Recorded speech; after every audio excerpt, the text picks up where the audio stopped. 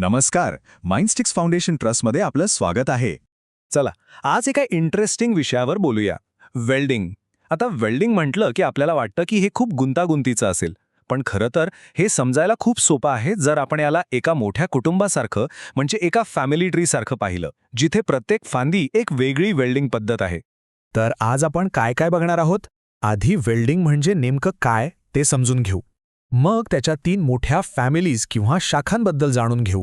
आणि मग सगळ्यात महत्त्वाचं, हे सगळं प्रत्यक्षात कुठे वापरलं जातं तेही पाहूया. तर मग सुरुवात करूया वेल्डिंगच्या जगात. आता वेल्डिंग म्हटलं की सगळ्यात महत्त्वाची गोष्ट काय? सगळा खेळ आहे उष्णतेचा, म्हणजे हीटचा. धातूचे 2 तुकडे एकत्र जोडण्यासाठी जी उष्णता वापरली जाते ती कशी निर्माण केली जाते यावरच वेल्डिंगचे वेगवेगळे प्रकार अवलंबून असतात. आणि हे वर्गीकरण का महत्त्वाचं आहे माहितीये का? कारण यामुळे आपल्याला कळतं की कुठल्या कामासाठी कुठली वेल्डिंग पद्धत वापरायची. म्हणजे बघा, एखादा मोठा पूल बांधायचा असेल किंवा एखादा छोटासा नाजूक दागिना बनवायचा असेल, दोन्हीसाठी वेगवेगळे प्रकार लागतात नाही का? तर आपण जे फॅमिली ट्री म्हणतोय ना, त्याच्या 3 मुख्य फांद्या आहेत. असं समजा की वेल्डिंगच्या जवळजवळ सगळ्या पद्धती याच 3 मोठ्या कुटुंबांमधून येतात. चला तर मग बघूया या 3 प्रमुख फॅमिलीज कोणत्या आहेत. बघा, किती सोपं आणि बेसिक वर्गीकरण आहे हे, नाही का? सगळं काही फक्त उष्णतेच्या स्रोतावर अवलंबून आहे. आणि गंमत म्हणजे याच एका साध्या मुद्द्यावरून वेल्डिंगच्या वेगवेगळ्या पद्धतींचं एक अख्खं जग सुरू होतं. तर ह्या आहेत त्या 3 मुख्य फॅमिलीज. पहिली, इलेक्ट्रिक वेल्डिंग. नावातच आहे, यात उष्णतेसाठी वीज वापरली जाते. दुसरी, गॅस वेल्डिंग, जिथे गॅसच्या ज्वालेतून उष्णता मिळते. आणि तिसरी म्हणजे इतर प्रक्रिया, ज्यात न वीज वापरली जाते न गॅसची ज्योत. चला आता या फॅमिली ट्रीमधल्या सगळ्यात मोठ्या आणि सगळ्यात जास्त वापरल्या जाणाऱ्या फांदीकडे वळूया. आणि ती आहे इलेक्ट्रिक आर्क वेल्डिंग. खरं तर या इलेक्ट्रिक आर्क वेल्डिंगलाच सर्वात मोठं कुटुंब मानलं जातं. याचं कारण असं की हे खूप वर्सटाईल आहे, म्हणजे बहुपयोगी आहे. या कुटुंबात अनेक सदस्य आहेत आणि प्रत्येकाचं स्वतःचं एक वैशिष्ट्य आहे, स्वतःची एक वेगळी काम करण्याची पद्धत आहे. बघा जरा, एकाच फॅमिलीत किती व्हरायटी आहे. SMAW, TIG आणि MIG ही नावं कदाचित आपण ऐकली असतील, पण त्या पलीकडे submerged arc welding, plasma arc welding अशी कितीतरी ॲडव्हान्स टेक्नॉलॉजीज पण आहेत. आणि प्रत्येकाची काम करायची स्टाईल एकदम वेगळी. आणि यातली इंटरेस्टिंग गोष्ट काय आहे, तर प्रत्येक पद्धतीचा तिचा एक खास उपयोग आहे.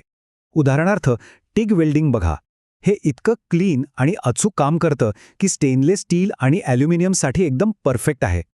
तर दुसरीकडे सबमर्ज्ड आर्क वेल्डिंगमध्ये इतकी ताकद आहे की ते मोठमोठ्या जाड प्लेट्सना अगदी सहज आणि वेगाने जोडून टाकतं.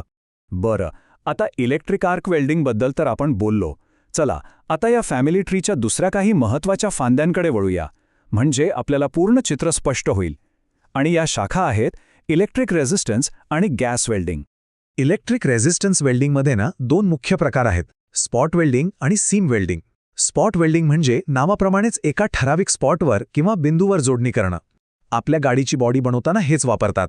आणि सीम वेल्डिंग म्हणजे काय, तर जशी आपली कपड्यांवर शिलाई असते ना, तशीच एक सलग सरळ रेषेतली जोडणी. आता गॅस वेल्डिंग, यात उष्णता कुठून येते, तर गॅस जाळल्यामुळे. आणि यात सगळ्यात कॉमन प्रकार आहे ऑक्सी ॲसिटिलीन वेल्डिंग. यात होतं काय की ऑक्सिजन आणि ॲसिटिलीन नावाचा गॅस एकत्र करून एक अशी जबरदस्त तीव्र ज्वाला तयार केली जाते, जी कोणत्याही धातूला अगदी सहज वितळवू शकते. ओके, तर आपण हे सगळे सिद्धांत आणि प्रकार तर पाहिले, पण या सगळ्याचा आपल्या रोजच्या आयुष्यात काय उपयोग? चला आता हे बघूया की हे टेक्नॉलॉजी आपल्या आजूबाजूच्या जगाला, आपल्या वस्तूंना कसा आकार देते. इथे बघा, प्रत्येक खास कामासाठी एक खास वेल्डिंग प्रक्रिया आहे. थर्मिट वेल्डिंग बघा, ते थेट रेल्वेचे रूळ जोडण्यासाठी वापरलं जातं. किती मोठं काम आहे हे. मग आहे स्पॉट वेल्डिंग, जे आपण आधी बोललो, ते गाड्यांच्या बॉडीसाठी वापरतात. म्हणजे प्रत्येक कामासाठी एक स्पेशलाइज्ड टूल आहे असं समजा. हे वाक्य बघा, थर्मिट वेल्डिंगची ताकद काय आहे हे यातून कळतं. जरा विचार करा, रेल्वेच्या रुळांसारख्या प्रचंड जड आणि मजबूत गोष्टी जोडण्यासाठी एका केमिकल रिॲक्शनमधून उष्णता निर्माण केली जाते. किती प्रभावी आणि जबरदस्त तंत्रज्ञान आहे हे. तर आज आपण पाहिलं की वेल्डिंगचं जग किती मोठं आणि व्हर्सटाईल आहे. मोठमोठ्या जड वस्तूंपासून ते अगदी नाजूक जोडकामांपर्यंत प्रत्येक कामासाठी एक खास टेक्नॉलॉजी आहे. आणि मग साहजिकच प्रश्न पडतो की भविष्यात ह्या वेल्डिंगच्या फॅमिली ट्रीमध्ये अजून कोणत्या नवीन फांद्या फुटतील. लेझर बीम्स तर आहेतच, पुढे जाऊन कदाचित नॅनो वेल्डिंगसारखं काहीतरी येईल का? भविष्य काहीही असो, एक गोष्ट नक्की, ते खूपच रोमांचक असणार आहे.